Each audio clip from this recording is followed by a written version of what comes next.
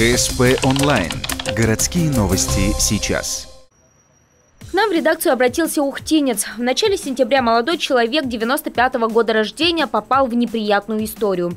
Андрей Харитончик выезжал с парковки возле магазина «Россия» примерно в 8 вечера, когда дверь его машины открыли неизвестные. Агрессивно настроенные мужчины лет за 40 настойчиво просили молодого парня выключить громкую музыку. Этого им показалось мало, они начали вытаскивать Андрея из салона, после чего стали нападать. Начинаю толкать, пытаться ударить.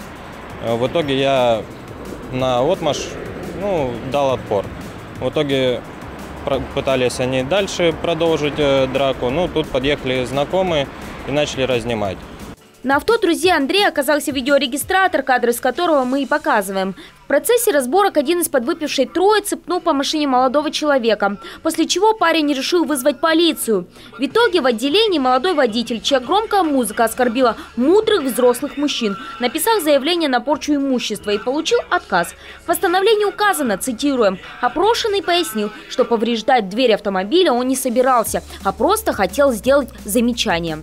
А его товарищ, которого Андрей пытался утихомирить кулаком, добился судебного разбирательства. По итогам первого заседания, на которое мужчина сам не пришел, парню нужно отработать 60 часов обязательных работ. Молодой человек подал на апелляцию. Дата следующего заседания пока неизвестна.